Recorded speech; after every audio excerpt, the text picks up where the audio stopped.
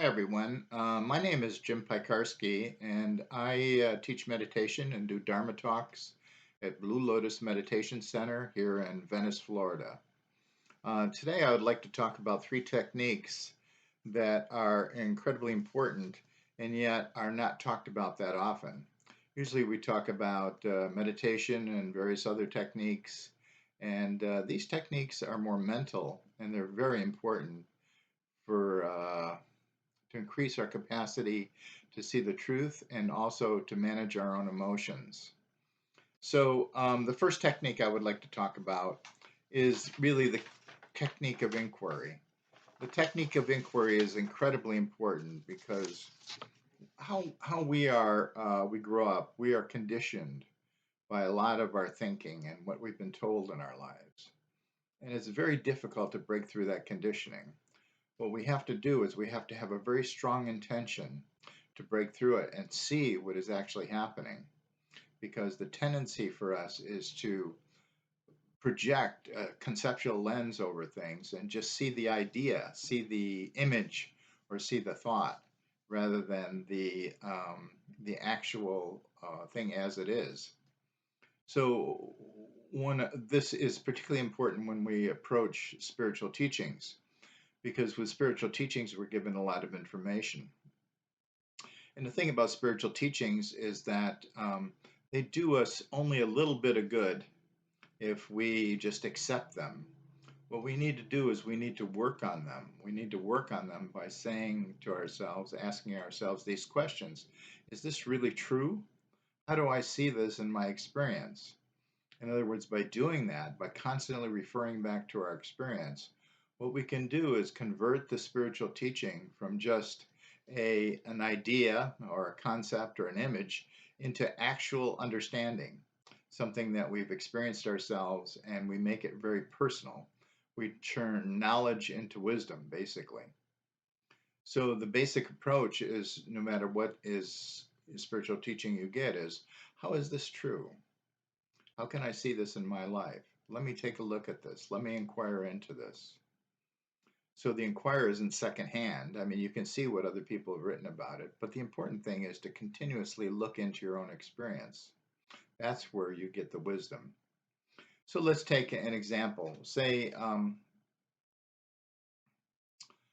you have the teaching of impermanence. Impermanence is one of the big teachings in Buddhism, and basically the teaching is that everything is impermanent.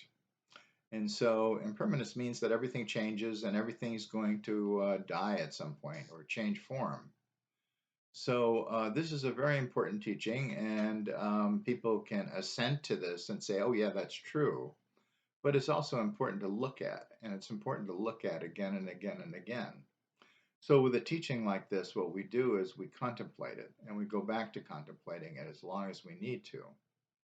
So, for instance, if you do not contemplate this, what you'll find yourself doing is you'll grasp onto things as permanent. And when you grasp onto things as permanent and believe somehow they're going to be permanent, then what happens is that you get hurt. And so it's really important to understand the impermanence of things so we can remain free and we can use things and enjoy things in life without getting grasping onto them in an unnatural way. So, for instance, you just may notice that you're going to die. Everybody around you is going to die, and this doesn't mean to be sullen about this, but just to notice that this is true. To notice that everything changes. This can also be helpful when we're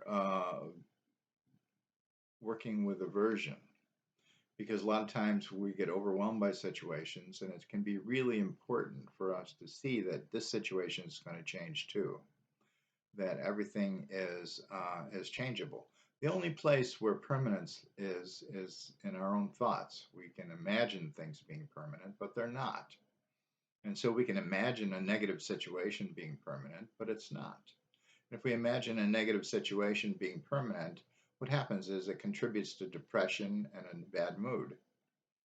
So if we constantly go back to the well and see that things are impermanent, what it does is it frees us from these negative feelings that occur because of grasping on to negative situations.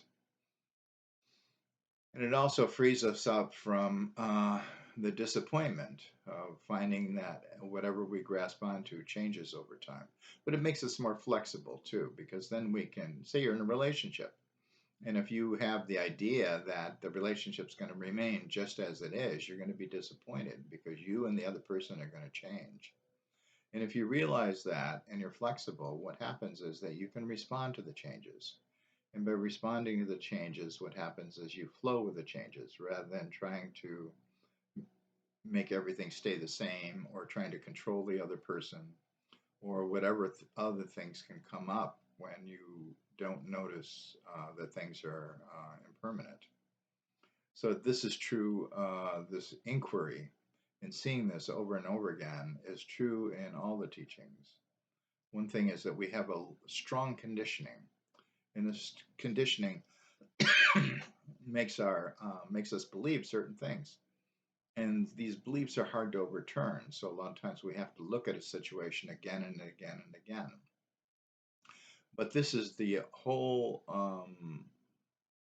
broad range of spirituality. We must always um, question even the most sacred ideas just because they don't do us any good unless we see they may be sacred, but if we don't know it directly, it doesn't do us much good.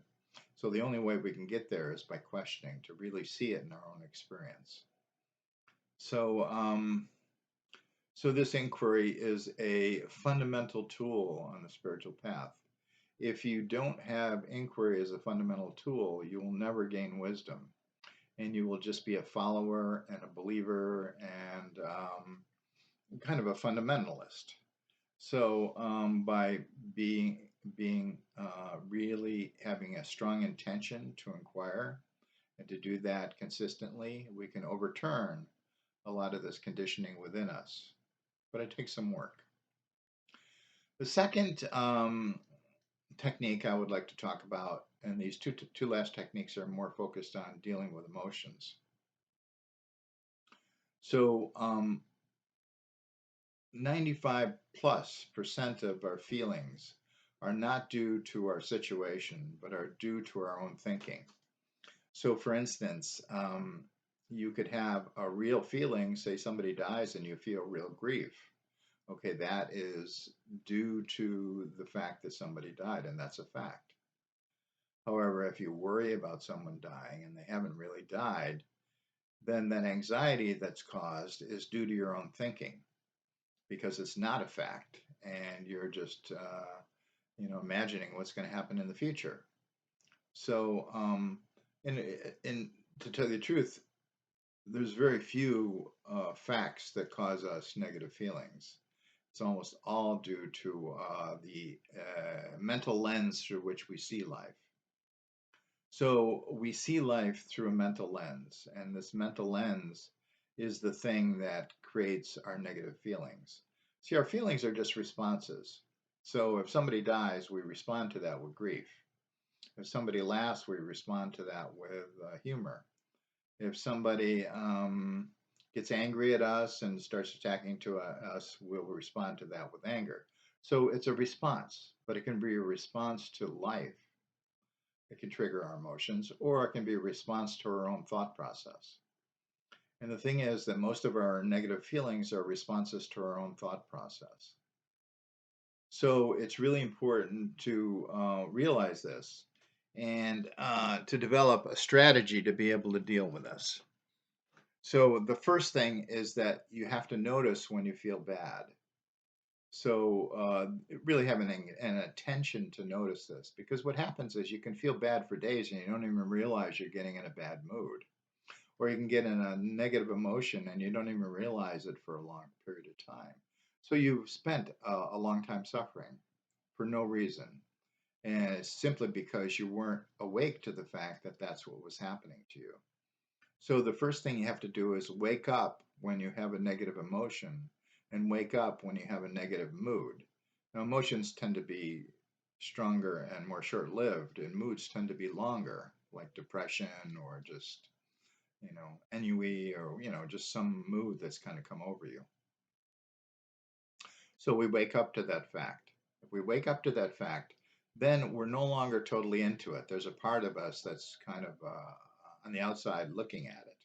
It's almost like we're aware of it. So because we're aware of it, we can act on it and we can change it. So the second thing is, once we're aware of it, we have to take responsibility for it. As I said before, 95+% of our negative emotions are caused by our own thinking. And because they're caused by our own thinking, we really need to be careful, because the tendency is to blame others. So you can blame other people, you can blame life. Oh God, why is life this way? Or you can blame yourself. Oh, I'm such a klutz. I'm this way, I'm that way. Okay, so these are not the real reasons that you're suffering. These are not the real reasons that you're upset or in a bad mood. The real reason is the conceptual lens through which you are looking at life. And it's very important to realize this over and over again, because the tendency is to blame. And so we have to understand that we are doing it. We're doing it right now. And because we're doing it, we have the capacity to change it. If it was just happening to us, then we would truly be a victim. And if you're a victim in such a situation, then you're kind of like powerless, because it's almost impossible to change other people. It's impossible to change life. And it's impossible, sometimes we don't know how to change ourselves. But if we really see specifically what's happening, that it's a set of beliefs and ideas that we have, a mental lens through which we're seeing life, then we can change that. And it really gives us a point of power to be able to do that. So, one part of this lens through which we're seeing things that cause these negative emotions, that there are certain beliefs and negative attitudes that are associated with that lens. Now, a lot of times we've had these beliefs and negative attitudes all our lives, so they're very difficult to challenge. They're very difficult to question. We've already accepted them and we've already believed them, even though they're untrue. Because we've already believed them and accepted them, the tendency is to continue believing and accepting them. So we really have to have a strong intention to be able to inquire into these things and be able to see if they're true or not. The fourth thing is, if you can really see clearly how you're doing this, then it's possible to drop the negative feeling. Now, we do this all the time for smaller things. I can't tell you how many times in my life I've been in a bad mood, and then all of a sudden said, God, I got to stop thinking like this. And then all of a sudden I realized that my thinking was the cause of the bad mood, and I just dropped the thinking, and then I felt okay. Well, this is the same method basically, except it's not a simple thing. It's not a light thing. It's a heavy thing. And so you have to really apply yourself to be able to see the insanity of what you're thinking, the distortions in your own thinking, so that you can drop it. Um, I teach here in Florida, and a lot of the people here in Florida are more elderly. So, a common belief can be that can get people down is, oh God, I'm getting older. And this can be kind of like a negative feeling, create despair, or just a sense of doom or whatever. So when we tell ourselves this about aging, what happens is that we're creating a certain feeling tone through that negative lens. Now, when somebody looks at this, they may say, well, I am getting older. It's not false, it's true. I am getting older. Well, then you have to go a little deeper. And the going a little deeper is that you understand that you're saying age is a bad thing, or getting older is a bad thing. So if you believe that it's a bad thing, it isn't a bad thing. It's neither good nor bad, it just is. And because it's just a factual thing, it is. Putting that badness on it will create a bad mood for anybody that gets old because that's what's happening to them and it's a bad thing if they believe that. So once we question all these beliefs we have around this, what we can do is we can drop that conceptual lens. And when we drop that conceptual lens, the mood immediately lifts.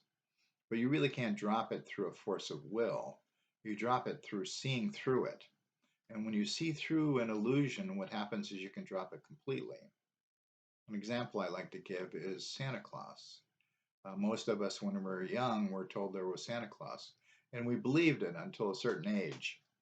And at a certain age, what happened all of a sudden, maybe some people told us there weren't a Santa Claus. Maybe we started realizing that our parents were the ones giving us the gifts. In other words, there's some process that took place where we started seeing the reality and stopped believing in the fantasy.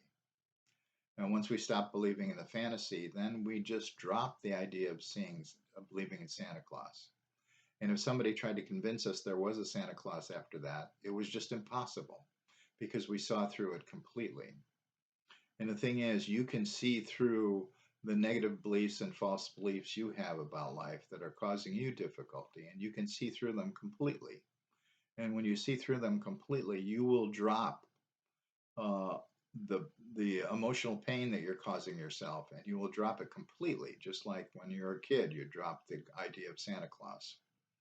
Um, so, um, so to really do this, you have to have a strong intention because our habits are quite strong. So our habits of believing untrue things and our habits of getting into negative moods can be very strong. So we have to have a strong intention to wake up when these things are happening, almost like a sense, like, oh God, I'm in a bad mood, and sensing that quicker and quicker and quicker. And when you sense it quicker and quicker and quicker, um, you can change the mood much quicker because you're not, unfortunately, a lot of times we're in these moods for long periods of time.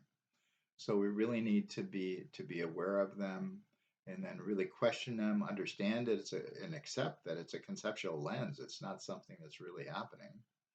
And I mean, it could be something that's really happening, but there might be a conceptual lens associated with it. So someone dies and you feel grief, but then on top of the grief, you go, "Oh God, my life will never be the same. I will always be alone." Da da da da.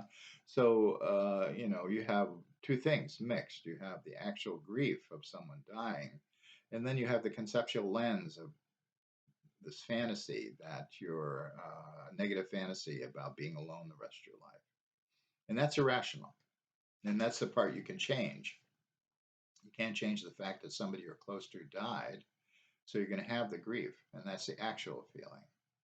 So actual feelings and these kind of phony, made up feelings that we all suffer from can be associated in the same context. So we really need to be astute and be able to see these things and be able to change them in our lives. So the third exercise I would like to encourage people to do, and this can also make you much happier. And this is something that I worked with a long time when I was a therapist because I worked with couples. And sometimes in couples therapy, people would start arguing. And once they started arguing, became very irrational.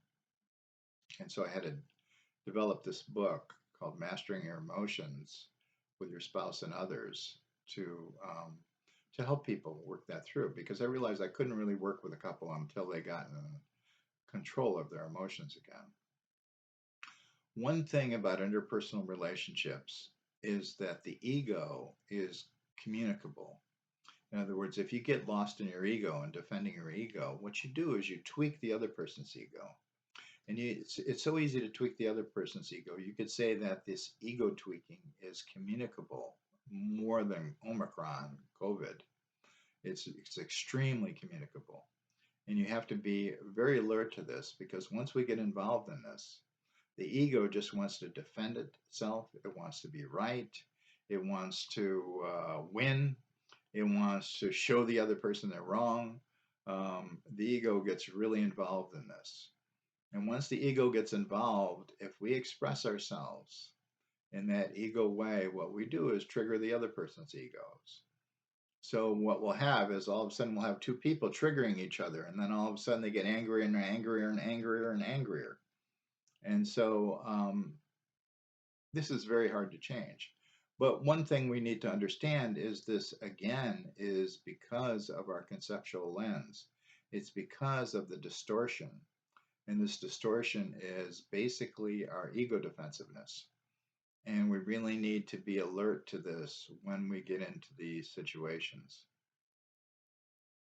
So if we're not alert to it and we don't see it's happening, what happens is that we have a real blow up with someone else and we can damage relationships and say things we don't really actually mean or that are just mean. We may mean them at the time, but they're very damaging to the relationship. And then, we have a broken relationship. So you have to have a very strong intention to overcome this. So having a strong intention means that, the next time this happens, I'm going to really be aware that it's happening. So even when you're aware that it's happening, it still is difficult to change because you have to find a way to communicate to the other person with equanimity. You have to find a way to communicate to the other person without communicating through your ego. Because if you communicate through your ego, you're just going to stir it up. And so this can be very challenging. As a matter of fact, um, all these three exercises, whether you are just inquiring into things, um, you're really trying to work with your negative emotions, or you really want to work on conflicts with others. It's very important that we have a very strong intention to do these things. Because an intention can be, if it's strong enough and deep enough, what it can do is wake us up in the midst of strong irrationality and strong unconsciousness. So we have a strong intention to do this. So then all of a sudden, if I have a strong intention, the next time somebody says something's true, I just don't accept it. I really look at it and say, hey, is this really true?